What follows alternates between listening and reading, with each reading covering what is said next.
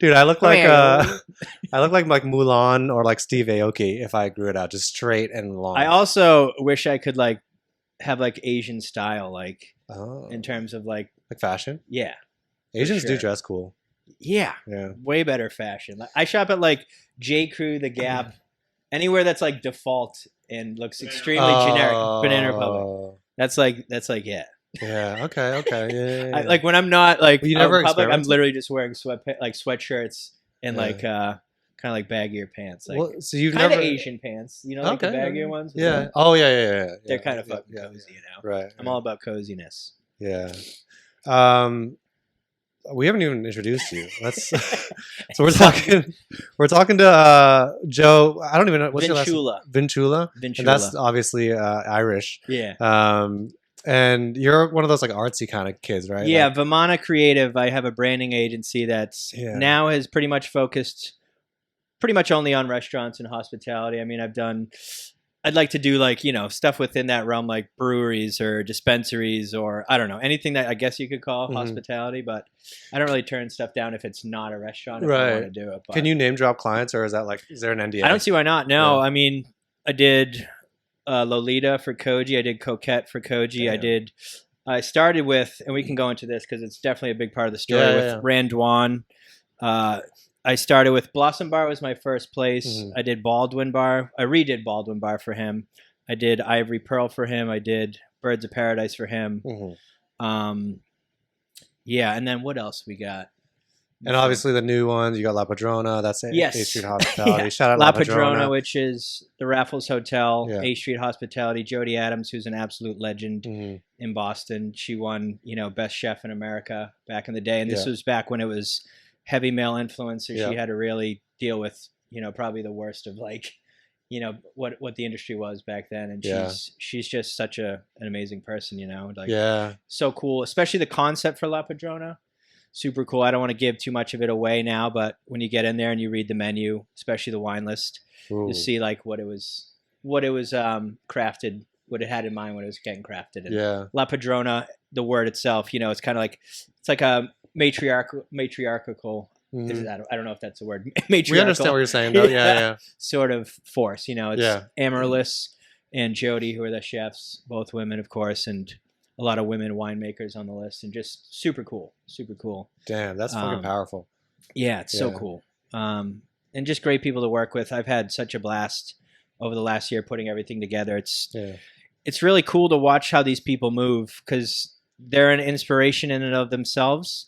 So, I think it's extremely valuable to, when you're communicating with them, watch how they communicate, watch how they carry themselves. This is why they're successful. Watch what they believe, watch what they think, Mhm. right? Like, you'll see like these pressure-filled moments and they're unfazed. They're not Mhm. focused on who did what or how it got here, focused on solutions. There's Yeah. no point in complaining. It is what it is. Right. And they're always optimistic, always positive, and I feel like that's why they're so successful. They understand the power of positivity, call it law of attraction if you will, and I've noticed it in my own life that you really do sort of become who you believe that you are. Mm.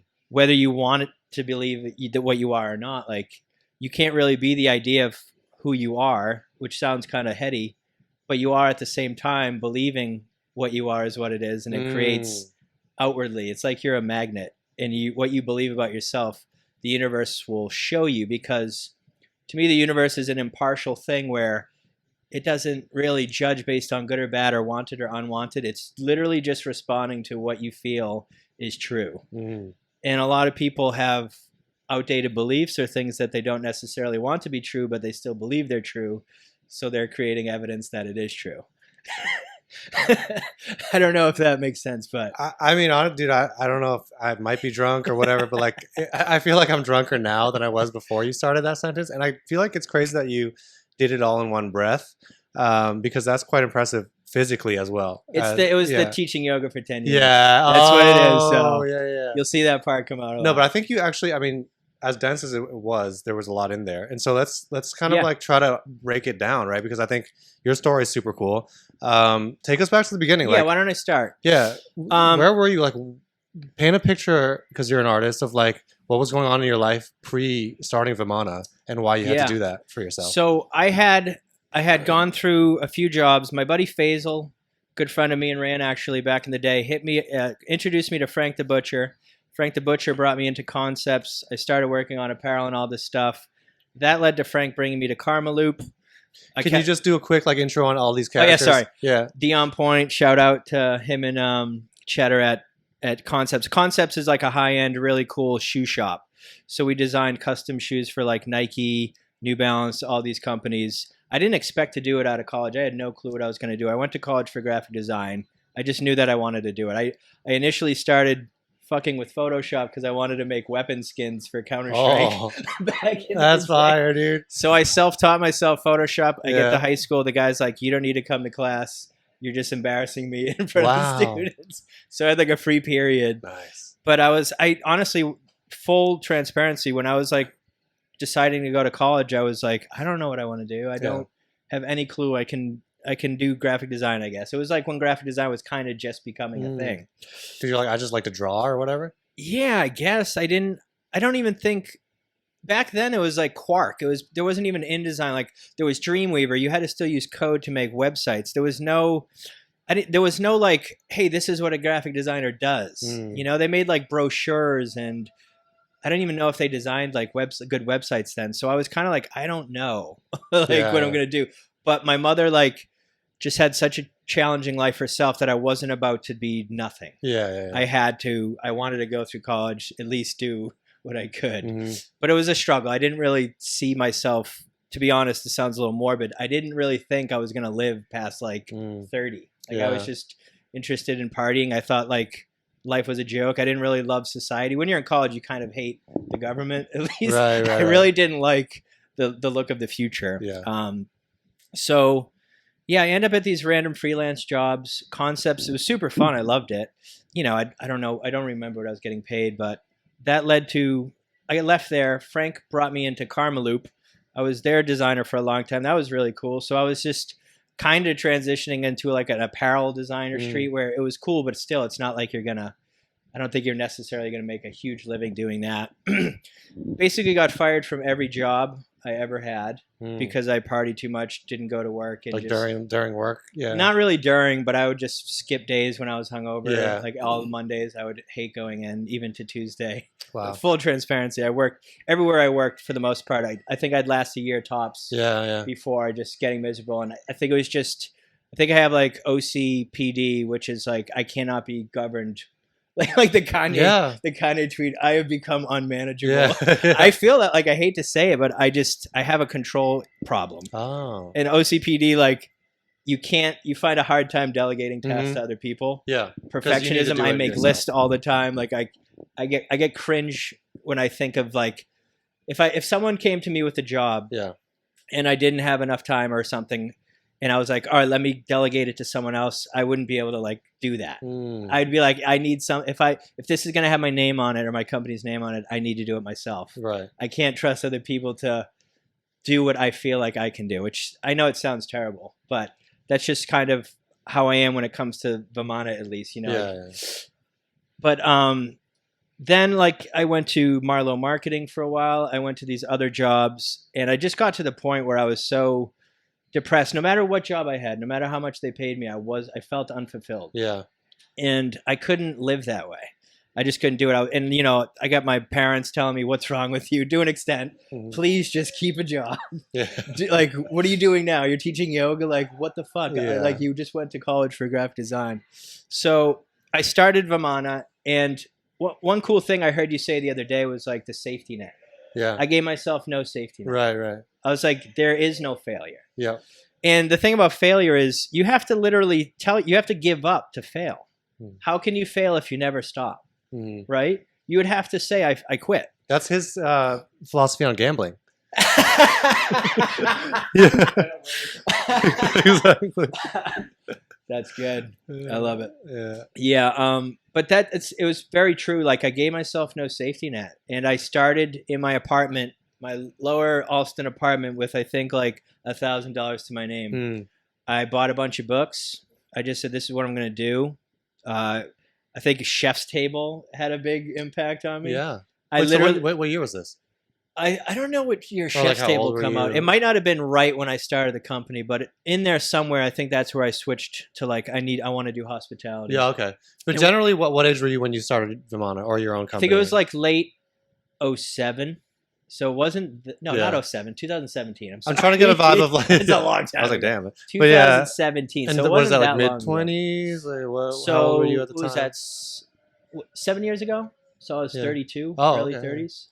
So that's what another crazy thing is like Yeah. people think they have to figure it out. It's like Early, nah, yeah, dude. yeah, Like you can make a lot of money in a very small period of yeah. time, more than you probably would have made in all these years doing Mm. what you didn't want to do. Right, Which right, might sound nuts. Like a lot of people think there's job security in doing things like they don't want to do, but like if COVID showed us anything, I had so many friends that got laid off and they were like, "Whoa, what am I going to do?" And like then I was the one that was like, I feel more secure than a lot of people that have been working these jobs for a long time. Yeah. Like, and in the industry I'm in, I feel kind of bad about it in a way. I mean, I don't know how to reconcile it, but my income and stuff increased during COVID because of the restaurants. Like, in one hand, it kind of sucks because a lot of the smaller businesses went under right. and got eaten up by the bigger fish. So you see a lot more chains, which Yeah. is kind of saddening. But in the other, it's like, this is weird. I didn't expect this, you know? Yeah, yeah, yeah. But yeah, so the other thing, I was at a place called Heart. Yeah, so when I first started Vimana, I was originally at this place called Heart, and I had done Hourly Oyster House Mm. and State Street Provisions Yeah, with yeah. them. Oh, cool. So those are the first restaurants I actually did. Right. And I really liked it, and that was another thing that influenced it. So it's kind of like this perfect storm where I was like, I've always loved drinking and eating, Yeah. and I like doing art. Why don't I do art for people that eat and drink, I guess? Because Yeah. hospitality and just being at a restaurant, to me, it, like being present with good food and good drink is my favorite. Like sharing, breaking bread with people, like that's what life is about. And to have a part in enhancing someone's experience, like as a whole, like I want someone to be able to step into this location and kind of forget where they are for a while. And I want to be cohesive with whoever does the architecture and interior and just have the menus look similar, just like an escape, you know? Yeah, Like, yeah.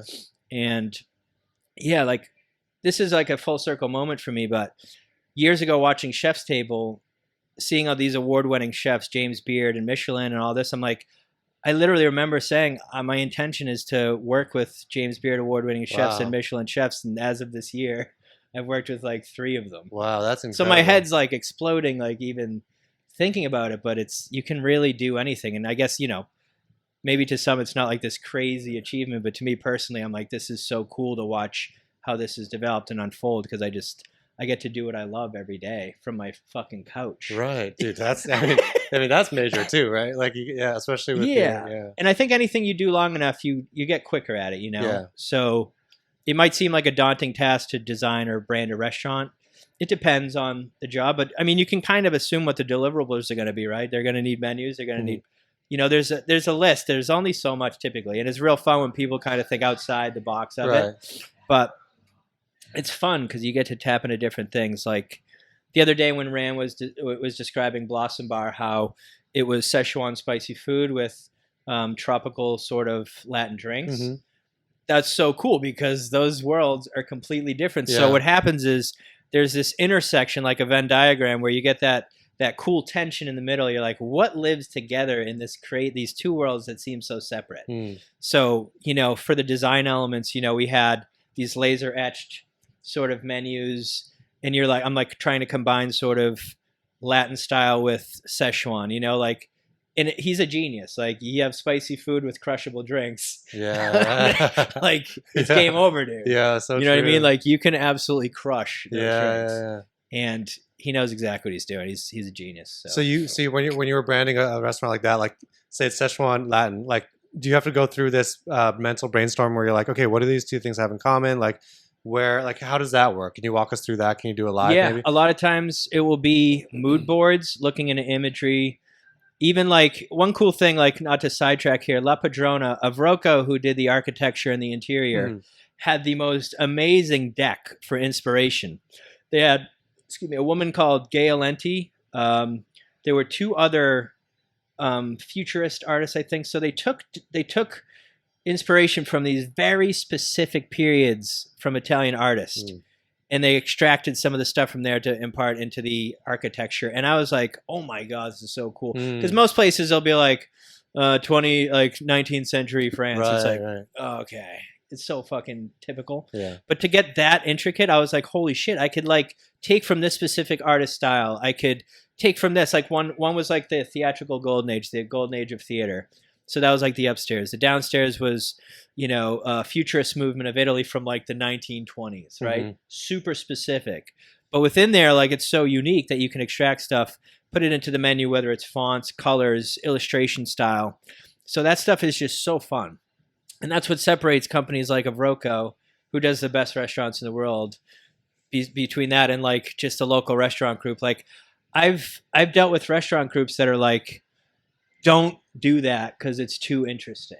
You know what I mean? What? It sucks because their demographic is just, they just want it. They know it's going to succeed. Yeah. They don't want to think too heady. They just want to, they know what their revenue and their demographic and customer is going to be. They don't want anything to be too outside the box, but it's never special, dude. Those places never, they'll do okay, but they never fucking, you know what I mean? Exactly, there's nothing special going. It sucks, but I understand it, but at the same time, it's just not as cool. No, totally. Yeah, no. Rand gets it though. Rand and Eric, those type of people, they completely Dude, the people who value the power of branding understand, and most people, I hate to say it, usually that's like the last item on their list of things is art. Yeah. And to me, the example I use is like, imagine you spent a year writing a book and you slap a shitty cover on it. Yeah. No one's opening the book. Right. So you've already fucked yourself. Like, by not thinking it's important to put a nice cover on your book.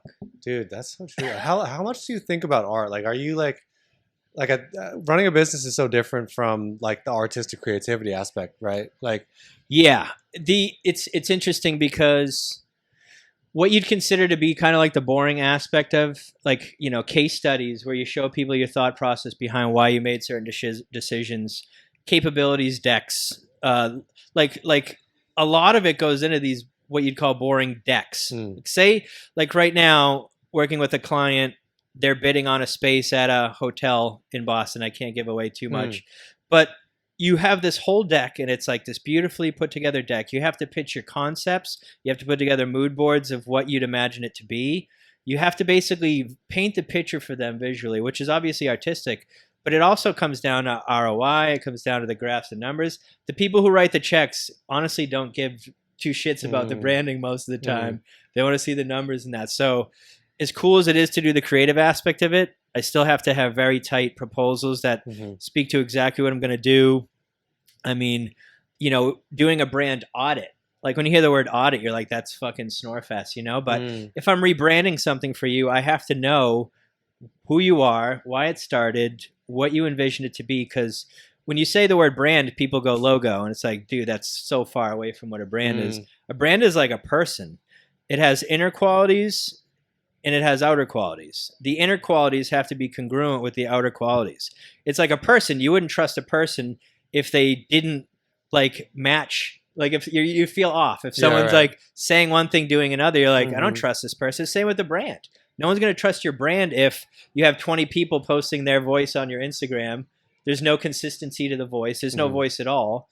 Like that's what most Instagram is they don't have a professional PR or a marketing firm. There's just a bunch of people posting and there's no voice. There's no personality. So they might have the outer, but there's nothing in her. It's like a beautiful woman. It's like, sure, you can, or a beautiful man. It's like, sure, you can look great, but if there's nothing inside, there's no connection. Right. Yeah. So you could have the best branding in the world, but if there's no backbone or spine within it, like a lot of clients will literally be like, can you retroactively go back and tell us who we are? Oh, wow. Because they'll start with all the interior and the logos, but they're like, what actually is all this stuff? Yeah. What are we even? Yeah. Like they'll just, because people viscerally respond to things they like. So they end up filling their restaurant with all this stuff and they're like, I don't even know what this theme is or who we are. Yeah. Right? So like Ran, Peruvian Szechuan, pretty plain to see. Padrona, like vintage Italian sort of, very specific, beautiful, grandiose. You can actually go to the deck and say, this is where it comes from. A lot of places are like, we don't know why we named ourselves that. We like the name. We don't really know what the logo means. Yeah. And it's like, I I can understand it because it is psychological. It's psychological and deep on a lot of layers. You know, branding it's way before the artwork. You know, you gotta learn who they are and what they're about. Wow. I get passionate. I'm sorry. No, we love that. We love that. Let's do a quick hydration break.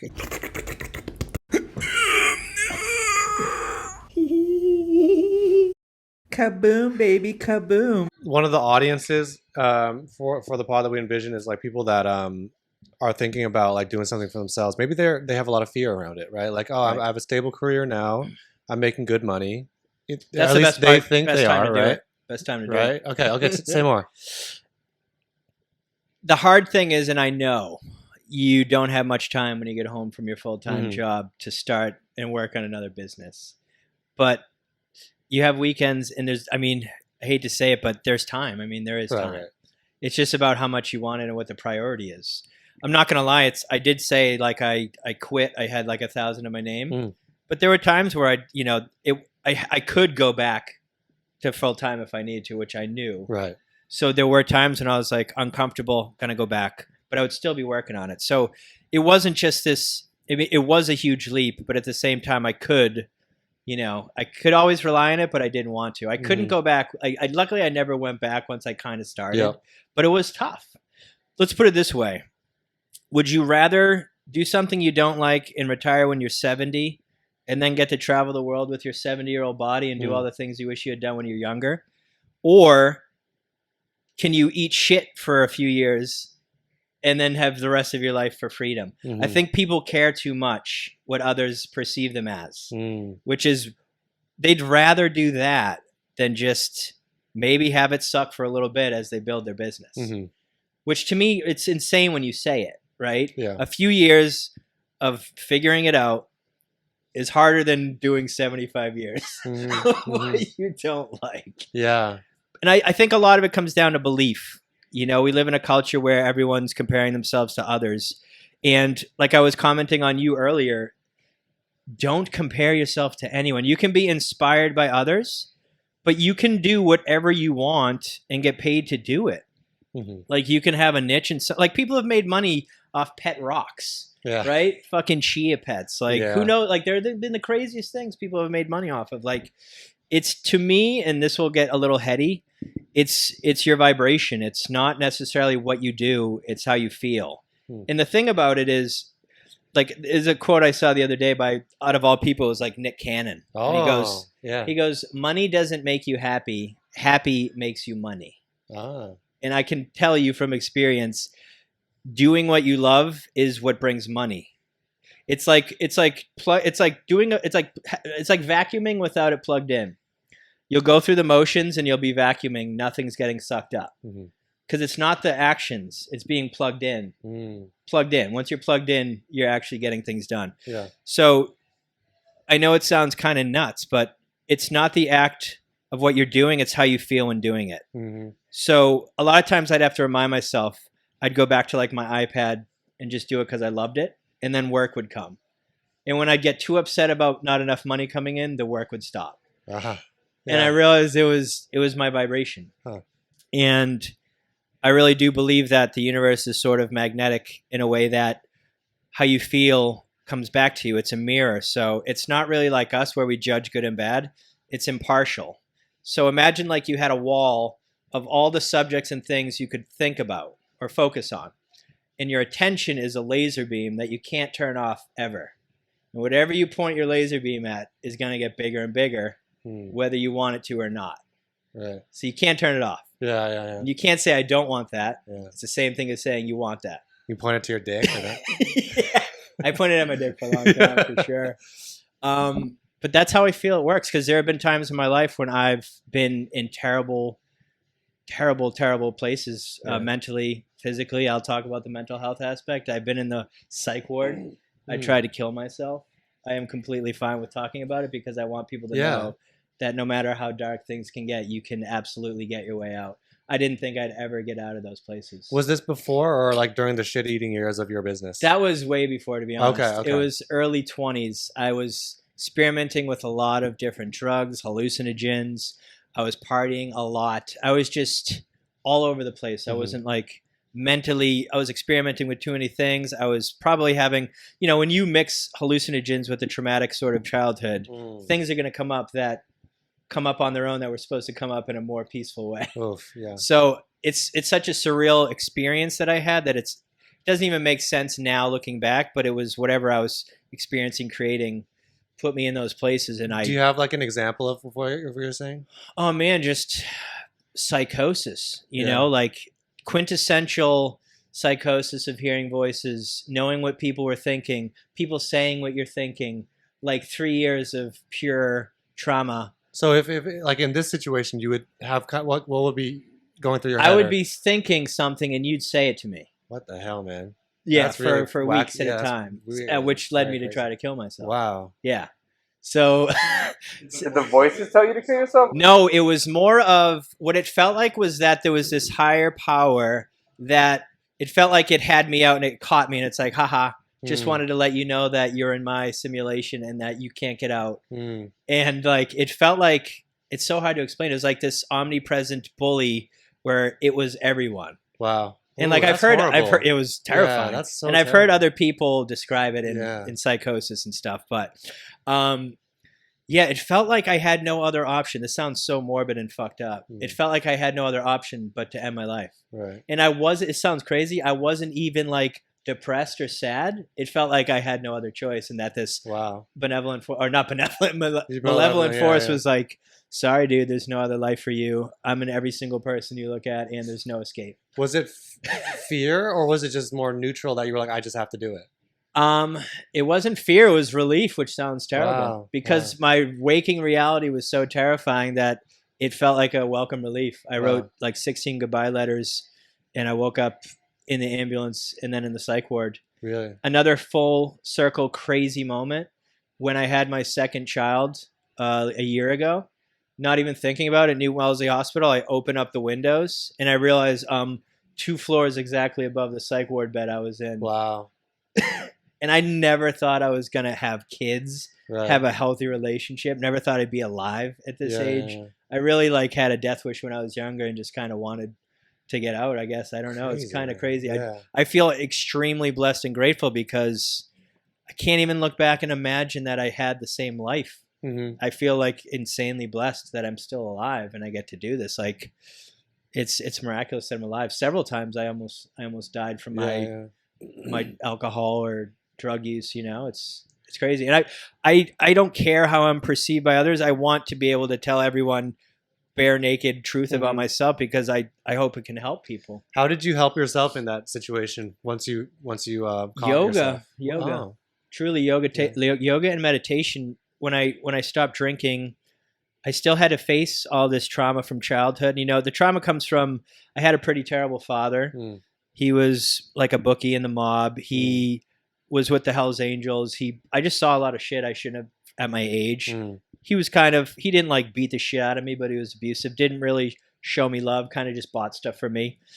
And it's weird as you get older, you can't really blame people for who they are because his parents and their parents, it's like this chain that you have to break. Yeah. So as much as if it hadn't gone this way, everything perfectly as it has, I wouldn't be in this place. So it's so interesting to think about, right? Because, if you're on your journey, it is a journey. It's like you kind of need the contrast, just like a seed needs soil or a lotus needs muck. Like you really need darkness to grow back to the light in some way. You need challenge. And if you don't have challenge, I mean, I don't know. Where does growth come from? And I guess yoga, working out, it's like we live in a society now where people have to challenge themselves because we have it so good in a way. Yeah. People like think about it, like hiking, even me, like going I was doing ice baths every day for like 2 months in fucking 20-degree weather. It's like, why are you doing that? I mean, I loved it, but it was like, my friend made a joke. He's like, isn't it hilarious? Like you're doing this, like we're like getting bored with how easy things are. We have to fucking go in freezing water. It's very healthy for you. There's a lot of benefits, but it is kind of funny, Right. There's this whole alpha male culture of like, it's just like, alpha males don't have to talk about being alpha males. Yeah. It's like an insecurity if you say you're an alpha male and that you're this thing. It's like you're clearly trying to make up for some insecurity. But yoga and meditation, and again, it kind of relays back to the vibration thing. Is if you start your day, and most people will think they don't have time, but if you just sit for 15 minutes and find a way to feel grateful, gratitude is like the cheat code to reality. I swear to God, it's like a good parent. If you give your child something and they're not grateful for it, you're not going to keep giving it stuff. Same goes for humans in my perspective. If you are not grateful for where you are, you're not going anywhere else. And that can be very hard because people might not like where they are, but you're not going to get anywhere else if you don't love where you are. And that can be very hard again. You know, so it's weird because there only is the present moment, right? Right. And usually we can't be present because we're thinking of the future. But again, you can't get to the future present moment unless you're happy in the moment you're in now, because right now is what dictates what you're getting in the future. It's so interesting. It's hard to imagine like you in that dark time, because talking to you now, very positive, very grateful, very just emanating positivity, really. And so like, was there like, it couldn't have been an immediate switch that just turned on when you woke up in the psych ward, right? Like, how did you find these things? Gratitude, yoga, meditation, like what was the journey to get to that point? When I was in the psych ward, I was reading, it's funny, I read like Eckhart Tolle. I was reading Carl Jung, like stuff they probably were like, I don't know if I should let this dude bring these in here, you know? And yeah, I remember like just simple things back then that sounds so cliche now. Like this too shall pass back then was like all I needed. And I was trying to live 1 second at a time. Like it was so terrifying to just exist that like I had to really just be one breath at a time. And the interesting thing about life, I guess, is like, had it not been for those challenging times, I wouldn't have this perspective of seeing what I didn't desire to see what I do. Like, I feel like when you're going through challenging times, you're simultaneously sort of sending out these rockets of desire. And this is something Abraham Hicks talks about, which is someone I listen to a lot of the time. Big proponent about law of attraction, if you want to call it that, creating your reality. And you kind of need the contrast. You can't, if there was no reference point, if there's no darkness, you don't recognize light, right? If there's no absence of sound, you don't recognize sound. Like, you need both, right? You can't really, in my perspective, help other people if you can't even relate to what they're experiencing. So yoga to me was probably a way of healing myself too, because while talking to them, I'm healing myself. I'm really just kind of projecting what I need to hear myself to them. And it's almost a bonus if I can help them, which was the greatest feeling in the world when someone came up to me, you know, telling me how much I helped them. Like, empathy, like, made me want to like cry, you know, but I just feel like that's what life is about, is like serving others, you know, like we're all in this life together and life is fucking difficult. Everyone's going through shit you know nothing about. Everyone suffers. That's one thing is unavoidable. You know, we talked about Buddhism. You know, like I think about my mortality all the time. A lot of times I think about my life in perspective from my deathbed. A lot of times I make decisions from what I perceive to be my deathbed. That's a really will I regret this? Buddhist practice, yeah. Yeah. Will I regret this? I kind of, my girl's going to laugh pretty hard at this, but I kind of pulled that on her. So when we first got together, she had just got out of a relationship. She was very like, she was still in it and on the end of it. And I had 2 weeks booked to Sicily with my ex, who I had just broken up with. So I was like, I'm still going to Sicily. I don't care if it's by myself. And I put on my IG story, if anyone wants to come join me in Sicily, come hit me up. And she said she saw it and she was already like, it was like divine timing. She was like, I'm thinking about it. She's like, we just broke up. It just feels too soon. Her parents are like, I mean, we dated before. It didn't work out, but she always felt like the one that got away. Yeah. And I pulled that on her. I was like, if you're on your deathbed, are you going to regret coming to Sicily with me? Bro.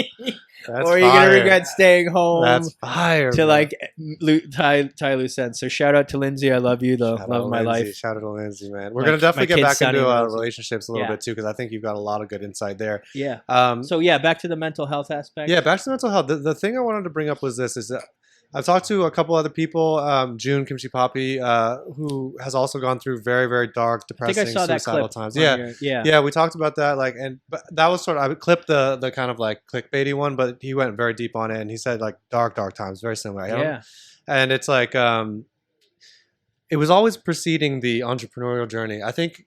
Yeah. It's like, because I think from the outside, people think, all right, when you do something for yourself, those first couple years are going to be horrible. They're going to be terrible. They're going to be a grind. You're going to be eating shit, as you said. But that's never the time that anyone wants to kill themselves.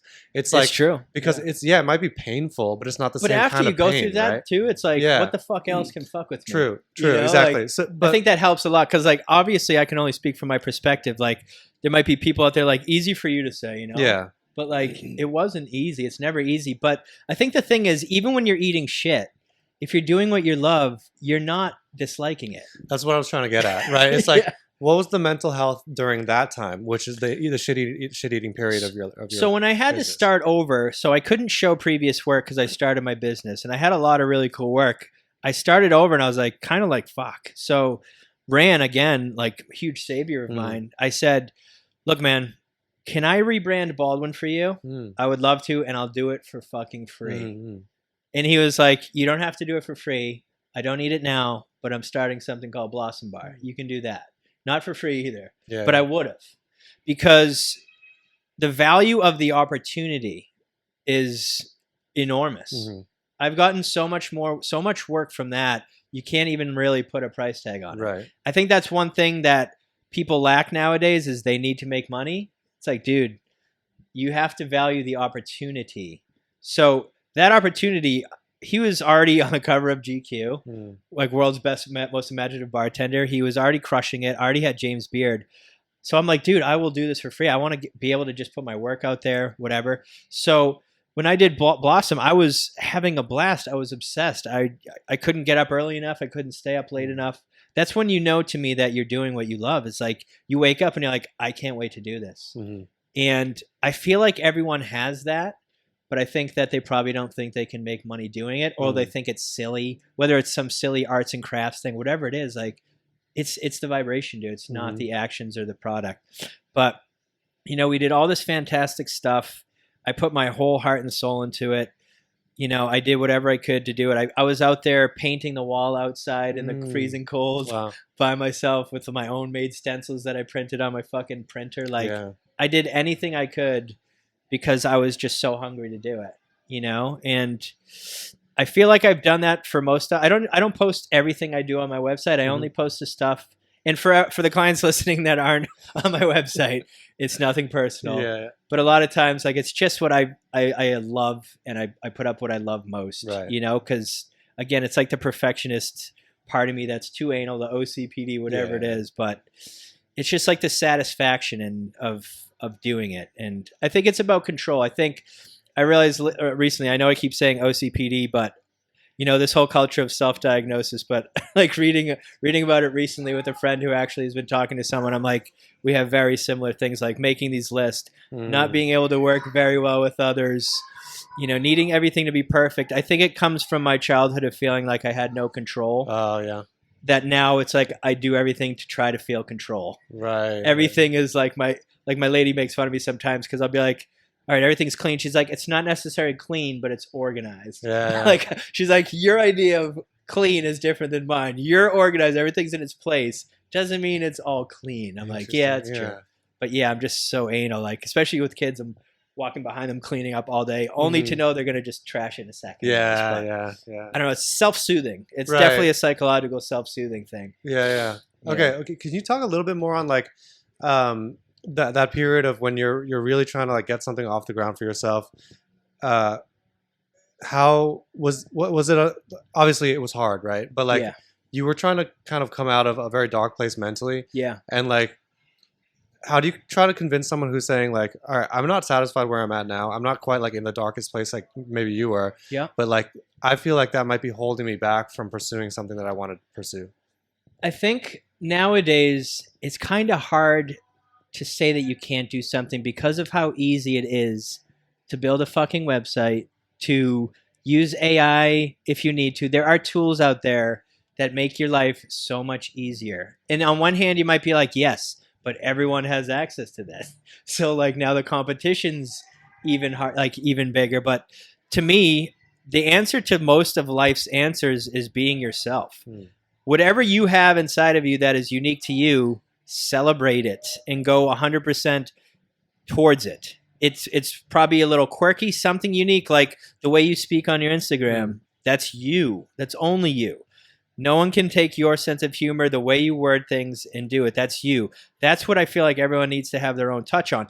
My friends say, when I know a restaurant's yours when I see it, like, that's your style. I'm like, and it isn't that I'm emulating anything. I just like to do that style. I do a lot of script logos. Like, people would notice, like, I like to do them because they're unique. They're from hand. That's getting to be a lost art. You know, like, it's just what I like. I'm doing what I like, and the bonus is getting paid to do it. So I think what happens is the paralysis of analysis. People are like, I like this guy, I'm going to do stuff like him. It's like, no, you can be influenced. You can't not be influenced. But do exactly what you want to do, and there will be a niche or a crowd for it. Like, I don't think there are many, and I hope I'm not stepping on toes or talking shit unintentionally. I don't think there are many restaurant-specific branding agencies in Boston. I haven't seen a ton of them. Yeah, I know there are big agencies that do everything, right? But I don't think there are necessarily restaurant-specific ones. So I'm very tight with a lot of people in these communities where, like right, for instance, I'm doing a new restaurant called Darling with Brian Callahan. He was, I believe, the beverage wine director at Coquette. So a lot of these people go on to do their own stuff. They remember you from collaborating, and then you're doing work for them. So it's just a natural sort of progression with a lot of people. Their plan is to eventually do restaurants. And once you do one restaurant, you typically do multiple. So you have these relationships. And I really love the relationships. So I usually prioritize the relationship over making a quick buck. Right. So a lot of times if I'm working with someone for the first time, I'm going to make it work, because that will turn into dividends in the future of all the places they grow into. Right. You know, another good friend of mine, Juan Pedrosa, who was the chef at Koji, at Lolita, at Ruka, incredibly talented person. Barcelita, he went up to New Hampshire. He's helped me with so many things. Now I'm helping him build a deck to hopefully open his own restaurant. Amazing. It's just love, you know? It's just really friendship and wanting to see your friends succeed. And I think the real currency, I mean, that's why it's called currency. It's flowing. That's why they call them banks. It's where they gather the currency. Why it's called circulation, right? Money is just a flow of energy that moves from people to people. You're just borrowing it. You're never keeping it. So if you look at it as a transaction of energy, giving, receiving, like when you're like, I need to make money, and that person, if they have money, means I'm not having money. That's scarcity mindset, dude. There's enough to go around. And I think one thing to notice about someone's self is, like, if you're upset with a friend of yours succeeding, you got to look at yourself for a sec, because they're not taking from you. I know the feeling. I've been there for sure. But when I finally get to a point, like, I've had friends be like, dude, it's so weird that, like, you get so happy for me. And it's like, why? Like, you know, but like we live in a society that's like, like, bro, chill. Dude. I want you to be upset. Right. It's like, you do art and you're getting happy for your boys, bro. You might be a homosexual. You almost feel like someone's lying when they're like, dude, that's fucking awesome. Like, people are like, no way you're happy for me. You know, we live in such a strange society where it's like you're wondering what someone's motive is if they're stoked for you. Yeah. You know? Dude, that's wild. Fast and videos. Drift. I'm fucking bricked right now. Wait, what are we talking about again? Actually, started Vimana, I bought a bunch of books. Buy books. Yeah. Read about people. There's definitely a topic for every book that you, like, creative agencies, there's a ton for that. And you just come up with ideas, and you just kind of, again, like, they told me to, like, they suggested doing a niche. I'm like, I guess I'll do a niche. Part of me was like, well, am I going to get rid of all these other potential clients? But it worked out so much better to get in a niche. Like, again, just find what you love to do and do it. And these days, like, not even books. You can get it online, right? Yeah. YouTube, fucking online. I don't know. I'm probably repeating myself, but I feel like inside everyone, there is something they love or has been their calling. I've been drawing my whole life. And a lot of times it might even be the thing that you're very good at. And you don't even think it's your thing. Because it's second nature. Right. Like, drawing for me, doing art was always like second nature. So I'm like, it's kind of boring. I don't know. I'm good at it, but I don't want to do it. Yeah. But maybe there's something within it that you would want to do that you love. Like, what I do is technically art, but it's not necessarily fine art. Right. Right. So I don't know. I think everyone knows. And I think they deny it. You're very spot on there too. Like, in my case, it was my voice and writing, right? Like, I've always loved writing. I've always loved just like saying random ass shit in the back of an Uber when I'm drunk. Yeah. And it's like like those, like, if I knew whatever 10 years ago that I could, and you probably make yourself laugh, right? Like when you're, or like when you think of a funny thing, or you might have a few drinks and you say something Right, funny, right. like what's better? Like that to me is like what you call like being in alignment or with your Right. highest self. Like when you feel great, to me that is your GPS's way. Like so imagine emotions are like the scale of like a keyboard. Yeah. The better you feel, and I don't want to make this like a contest of who feels best, Yeah. because that's not how it works. But to me, there's a GPS system built inside of you.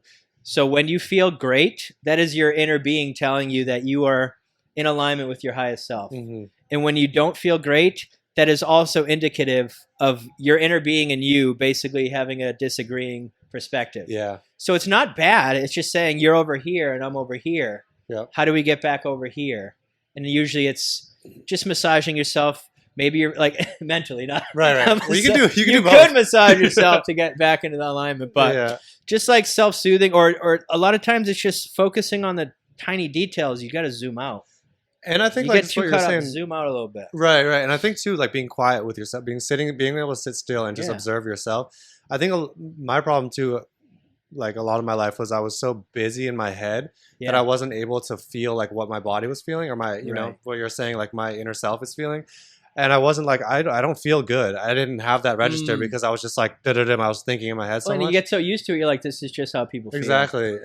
Yeah. That's what it is. I was like, oh, People think like you can't feel good most of the time. yeah, I don't agree with that. right. And I've lived most of my life not feeling great, you know. Yeah. It's only been maybe, I don't know, 10 years of, not 10, probably less, like 5 to 7, where it's been mostly feeling good. Mainly, I mean, a lot of it takes discipline and practice. I have routines where I talk to myself in the fucking mirror, like stuff that you'd call hilarious, like affirmations. People laugh at them. Right. Dude, you talk to your subconscious mind, it works. Dude, talking to yourself is a vastly underrated activity, man. It's like you can get a lot out of talking to yourself. I definitely talk to myself when I'm trying to shit and I can't come out. That's because you're telling yourself it can't come out, man. The mindset. Yeah. It's coming. That's when you feel most like No. Actually, I said it wrong. It's when I have gluten and then I have the diarrhea shit. I regret everything. Oh, so you're thinking, I'll never do this again. Yeah. Oh, I do that when I eat like Dave's hot chicken all the time. Oh, really? You're You're a big fan of Dave's? I love that shit. Nice. I love it until I eat it, and then I'm like, this is gonna suck tomorrow. Okay, you know? okay. What spice level do you go to? I think I did hot. Yeah, hot is that was spicy. pretty fucking hot. Yeah. I love hot stuff. Yeah, same. Oh, one thing I just thought of too. This quote changed my life. If the voice in your side, if the voice inside your head is you, who's listening to the voice? The voice inside my head. Because you can hear it, right? Yeah. But who's listening to it if that's your voice? Right. That is a weird thing, man. That is. Did you ever find the answer to that? I mean, I guess you'd call it higher self, soul. There's Yeah. a lot of spirit. I don't know. I don't really know, because each word has its own sort of connotation, which I may not necessarily agree. Like it might be like, if we go back to Buddhism, right? You can't speak it. Yeah. He who knows does not speak. He who speaks does not know. Yeah. The idea of self is very. It's not really a thing in Buddhism either. So. Yeah, because what you call an ego or a self is a collection of opinions you have of what you are, which can't be true. Right. Because how can an idea be a solid truth thing, right? Dude, I feel like it all connects with you too, because it's like you're talking about circulation, right? And it's the same thing. It's like there's no self. We're all just different pieces of the same universe circulating around the banks and money. Yeah, and like you might be autistic, dude. I don't know. Yeah, and the crazy thing is, right? Like in a quantum universe where infinite possibilities are right here, right? Yeah. Since you aren't necessarily what you believe yourself to be, however, what you believe to be true will manifest. So in every moment, you're pretty much a blank slate, right? Even though you have the story in your head of what went previously, a lot of people define themselves by that story of what happened before. It's not true. It doesn't exist. It's literally in your head only. It's not here. Yeah. So you could actually start from scratch. And this is one thing that really blew my mind. And I will admit, psychedelics helped me a lot to come to a lot of these. It wasn't all bad. Yeah. Very helpful in destroying or reframing what you believe you are.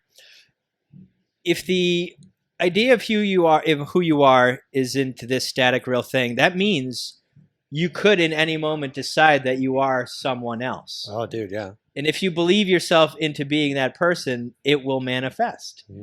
So whether it's like an alter ego or what, however you frame it in your mind, instead of saying, I am this, I went through this, this happened to me, fuck that. This moment is now. Who are you now, or who do you want to be now? How does that person act? How do they speak? What are they going to do tomorrow? What are they? How do they talk to themselves? Right? Yeah, that's a thing these days, man. It's like Caitlyn Jenner and all that.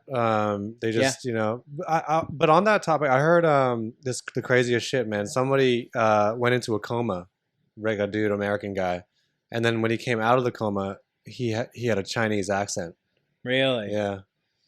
So that would probably happen to me. I love Chinese food so much. I'd probably come out. I'd be dreaming about it. Is the voice inside your head Chinese? That's the question. No. That is the question. No, but now it will. Chinese food is my favorite of all time. Dude, fuck yeah, easily. Man. And Blossom Bar is probably my favorite Chinese restaurant of all time. Shout out to both of those things, man. We're gonna get back to we always end on like top restaurants in the area, but I do want to get to.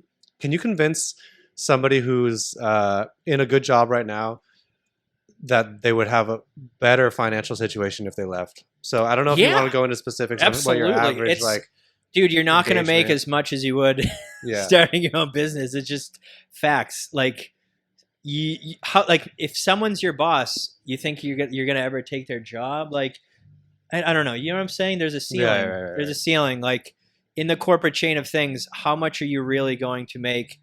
Like when you work for yourself, you create your own pricing, your own value. No one tells you what you make. You decide what your value is. And to frame it that way, say for instance, this is how you reframe it. A lot of people talk about hourly pay, which is kind of silly in certain situations because say a company comes to me and they're going to get a restaurant. And if they land this restaurant, they're going to make millions and millions of dollars.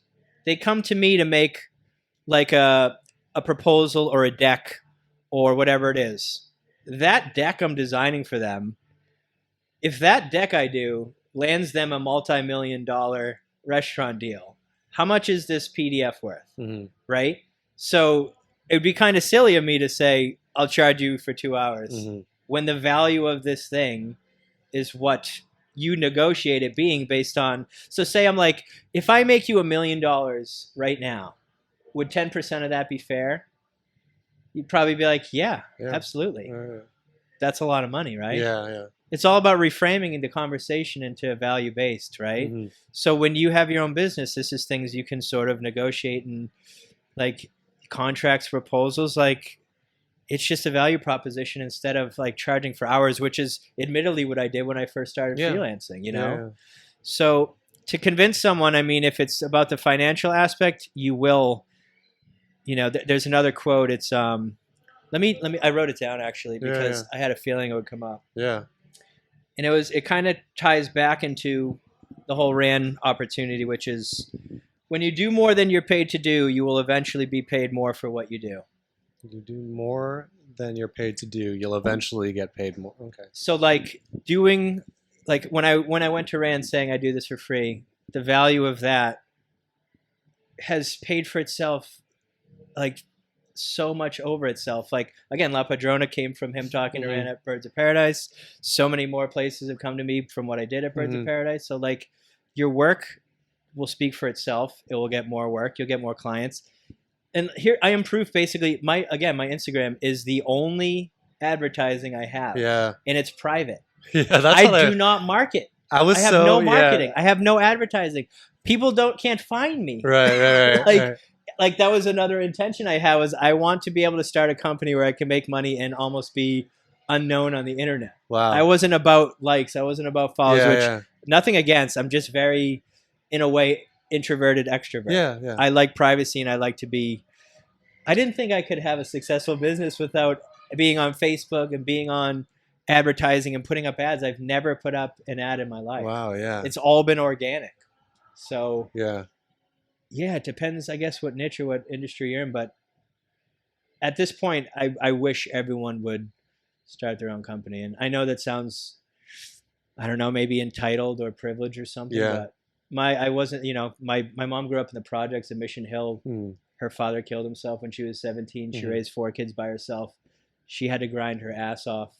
Like it wasn't all easy, you know what I mean? It's just, I think a lot of it came from her and being like, maybe it was like me being like, I have to succeed because what my mom went through. Right. You know, like, I don't know. Fascinating, man. So there seems like there's two things that really brings your life a lot of meaning and fulfillment, which is one, your business, and the other is your family. And there might be more, but those two themes came up a lot, right? And to switch gears into the family a little bit more, you mentioned Lindsay and how you guys met, which is a great story. 2 kids now. Yeah, so when she came to Sicily, it was kind of like this. She was the one that got away and never thought I'd be with her. Yeah. She was in a 5-year relationship. I would hit her up every year and ask her if she was single yet, respectfully. Yeah. She always knew what it was about. I always was like, this was the one. And when it started to come together, I was like, oh my God, like I never thought this stuff happened besides in like movies. She's in Sicily, and I still remember it because it was an insane moment. We're at Gaggini Restaurant, Michelin star. I think the only Michelin star restaurant now in Palermo. And I'm just looking at her like, I can't believe this is real. And we had been seeing each other for maybe a month. We'd known each other for years, and we were like, do you want to have a kid? Whoa. And we're like, how old are you guys at the time? This was 3.5 years ago, 3 years ago. And everyone thought we were fucking insane. My friends were like, what are you doing? Her parents were like, what are you doing? You just got our relationship a month ago. Yeah.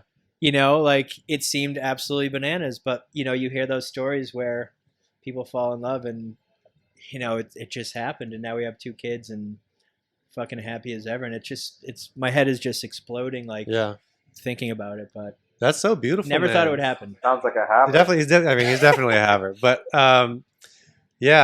we'll get into like tips on relationships in a sec. But I think I can help because I went through a lot of crappy ones too. Yeah. But the intersection of the relationship and business, always something that comes up, right? People say, building a business, it's just impossible to build a relationship at the same time.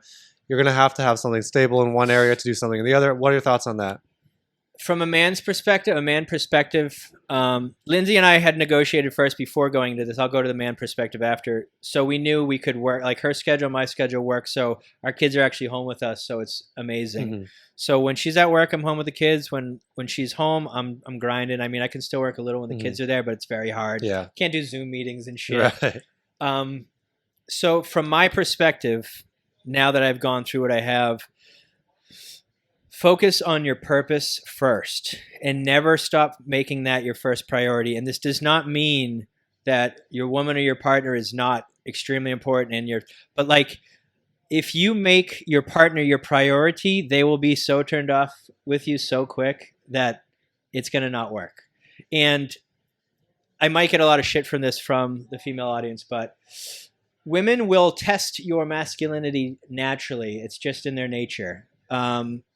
They will try to make you, whether they know it or not, I think it's subconscious, they'll try to kind of move you away from, not your purpose, but they'll kind of like test you to see if you'll do what they want.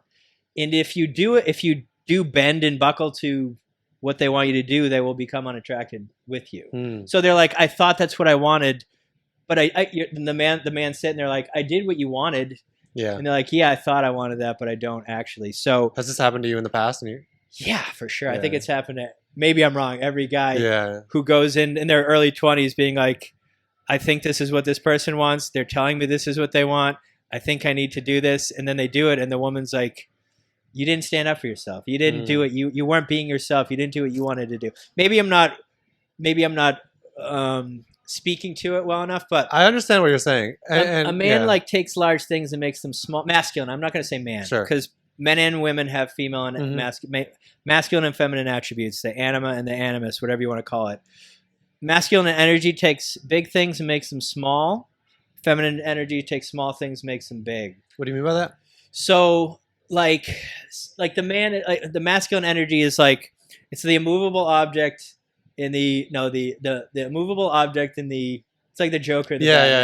The force that doesn't unstoppable force. Masculine energy stays still like the mountain, and the feminine energy is like the breeze that's trying to move it. Okay. So it's natural for feminine energy to try to get masculine energy to move. But when the masculine energy actually does move, the feminine energy is like, shouldn't have moved. Yeah. So it's such a mind fuck. Because even like in your early 20s, you're like my little cousin, I'm trying to coach him because he has questions for me. And it sounds too simple. And it's like, dude, just be yourself. Yeah. Don't act a certain way. You have to focus on your business, your purpose. Let me reframe it. It's not necessarily your business. It's your purpose. Your purpose has to be first. That's your foundation. Then the relationships are natural and organic and healthy. Like my partner focuses on her purpose. She does what she loves. I do what I love. We come together and we share in a life. It's not trying to please one another. It's we love to be in each other's company because we're, I don't want to say I'm complete because that's kind of silly to say, but when you don't need anyone is when you're ready for someone. When you are right, like when you're in relationships and you feel like you need someone or something, or I need to be with someone, or that's an unhealthy, incomplete place. Like, no, you don't. So you're going to attract other people who are also having similar issues of feeling incomplete. And then you will have this, what people call, toxic relationship or toxic attributes. But you're really just using each other as a mirror to figure out what you will not figure out on your own.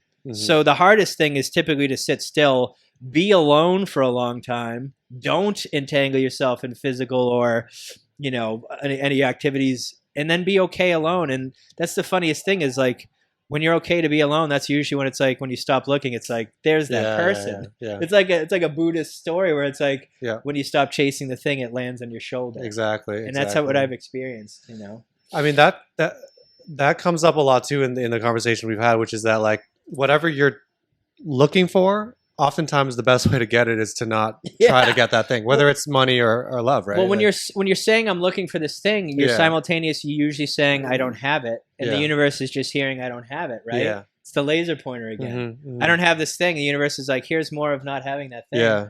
When you stop looking, it's like the ghost in Mario. When you when you like turn away from it, it chases you. Yeah. You know what I mean? It's like I think that's really great. I think if we can like sort of like distill it into 1 or 2 points, it's kind of like when it comes to business, right? Just don't chase the money. What you're doing is just doing what you love, right? And then your money will come. And same with women. Alan Watts said it. He was like, he used to be a teacher. He's one of my biggest influences. Alan Watts. He was great at meshing Western and Eastern philosophy, and he's like kind of older white guy, right? He looks like Gandalf. I think Splinter from Teenage Mutant Ninja Turtles was based on. Wow, okay. Very wise, but he had students that would come up to him and they go, "What should I do?" And he goes, "Well, what would you do if money didn't exist?" He's like, "Do that."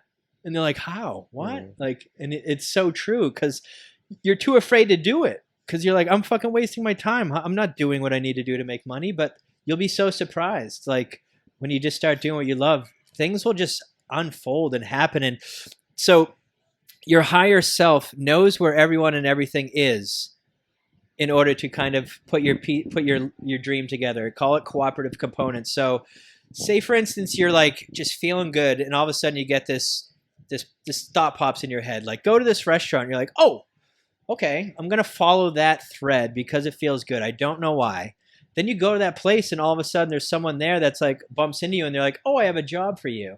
That shit happens all the time when you're vibing high. Like it knows, it's a higher perspective. It knows where everything is. And that thought that you get in your head isn't like you having it, you're receiving it like an antenna because you're tuned in. So like I can't listen to 88.9 by tuning into 104.7, right? So I can't experience a life of gratitude if I'm not on the channel. So you got to go on the channel first to hear what's on the channel. Yeah. You can't just tune in. You got to be on the wavelength first. So vibration precedes the manifestation of the stuff. Yeah. Which is hard because usually people are like, give me the reason and then I'll feel good. Yeah. Give me the thing and then I'll feel good. It's like, dude, feel good and then you'll get the thing. Yeah. You have such a mature or elevated like outlook on like life and relationships. Let's do a game here where, what are some? Are you good at identifying people who aren't ready for relationships? Like if you, okay, so because I used to be one for most of my life. okay. So then, what are some top red flags for someone in a relationship? Well, it sounds so fucking ridiculous because I feel like most people. There's nothing wrong with disagreeing with someone. It's healthy. If you don't have disagreements, you probably have a terrible relationship. There's something wrong. You're going to communicate. If you can communicate and get through anything, that's fine. If you are attacking each other and calling names, you're doomed. There's no way. You're not going to disrespect. Like you would never be with someone that you truly love and call them names. There might be moments when you're mad at each other and you might call out certain things that you're angry about the past, but the person should feel like a best friend to you as well. You know, not like, I don't know, there's just, it seems so simple when you find someone that it's supposed to be easy. It's just supposed to be really easy. Like, you shouldn't be suspicious. You shouldn't feel possessive. You shouldn't be worried.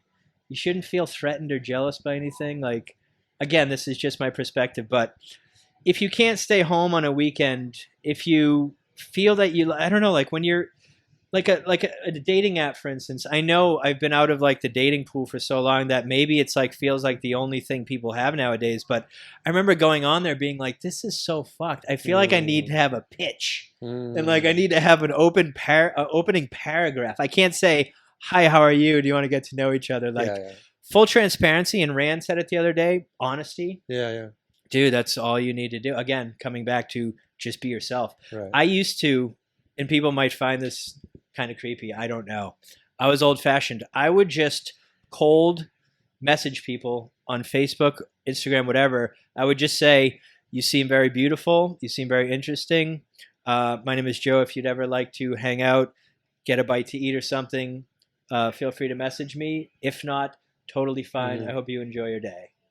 Not fucking, yo, what's up? Like, I don't know, like some of these things. It's so weird. It's just like feels such a game. Like, but nowadays it doesn't feel like I could actually do that anymore. And people would be like, now it's like in that way though, where like, you kind of have to have. I feel like now it's like you have to. It's like a fucking planet Earth bird that has to do a fucking dance and look absolutely silly, or like have a funny pun or like a pickup line because so many people are competing for this DM now, where it's like, it's not like, you can't just call someone beautiful anymore and be like, you seem interesting, like you want to get a bite to eat sometime or something, and they look at you like, yeah, sure. No, it's like, that was such a terrible attempt. Or honestly, they probably, like at this point, maybe they won't even like open it because they'll see, they're like, hey, you're beautiful. You're just like, oh, I've got that. You know? Yeah, it's not like some, you know, how much does a fucking polar bear weigh or something?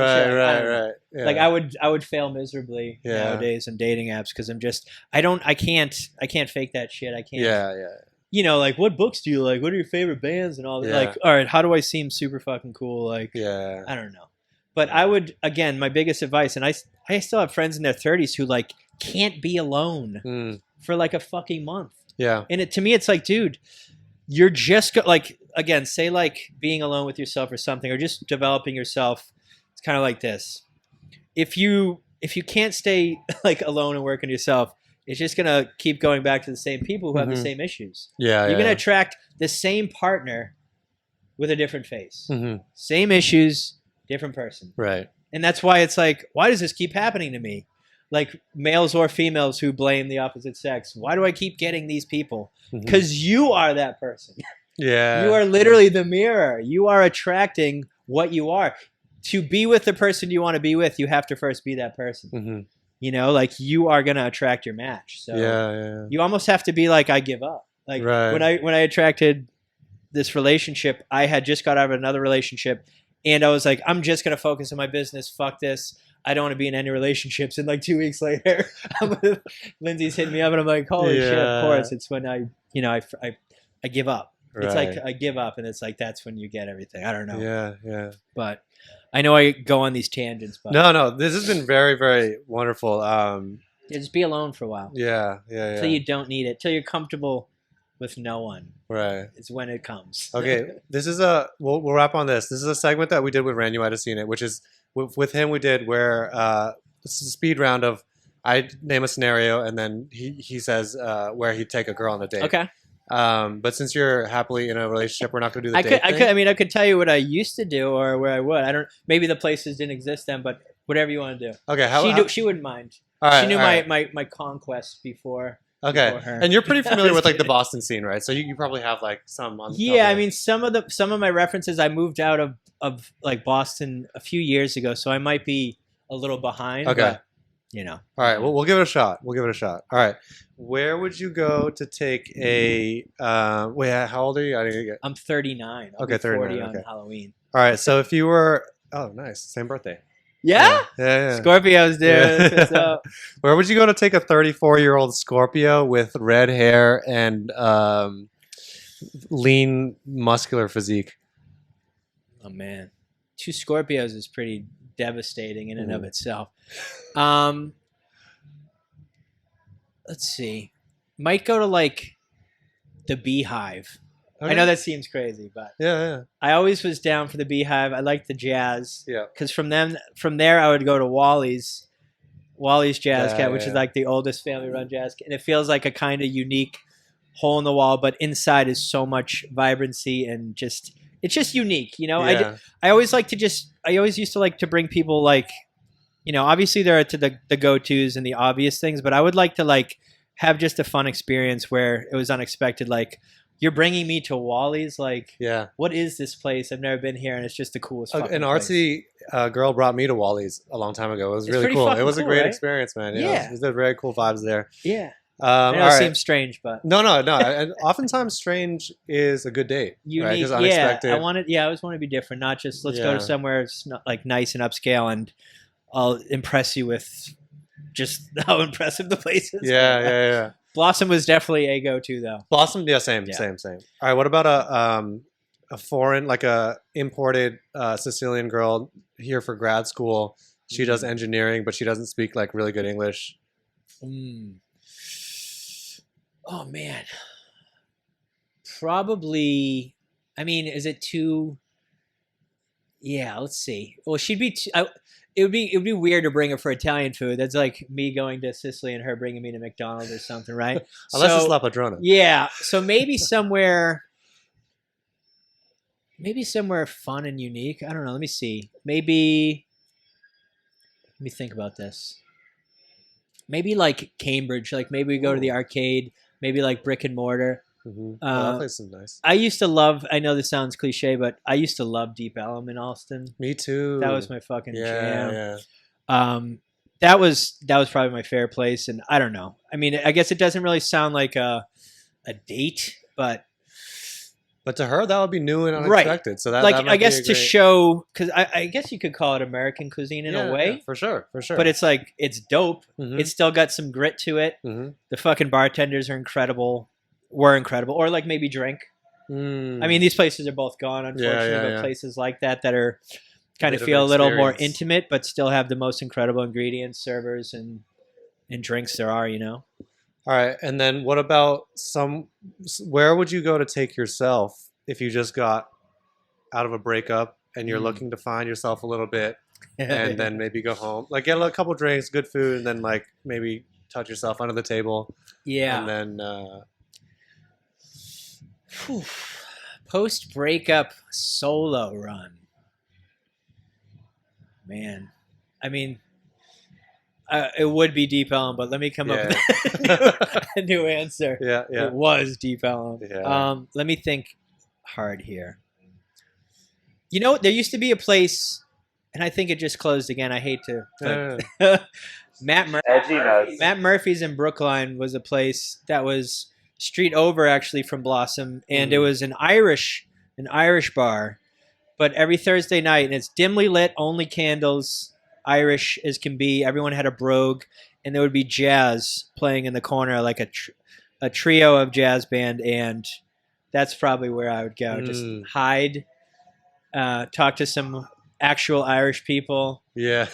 Air out my woes, have some whiskey, and listen to fucking jazz. Hell yeah. Yeah, no, I guess that would probably be. Then I'd take the train home, you know? We didn't have Uber back then, which is very unfortunate. Yeah. My God. Imagine having Uber back. How old are you guys? I'm sorry. I'm 30. Okay. Yeah. When I was younger, there was no Uber. Yeah. You had to call a cab and hope that it came, or you got an OUI. So that's what I did. Which was a thing like that. Was a very popular degree. People like Boston's a city of degrees. Right? I have an OUI. OUIs and MDs. My two brothers have OUIs. Yeah. So we all have OUIs. Yeah. Sorry, Mom. On that note, man, I really appreciate the conversation. This was a really good one, man. Thanks, Your brain is operating at a different wavelength for sure, man. So. Thanks, man. I'm sorry if I didn't stay dude, on a lot of questions. I kind of spiral and tangent. The question, it's never about the question. It's like that's just something to get you started to talk about whatever. And honestly, like what I want to give back to like the entire community and just people in general.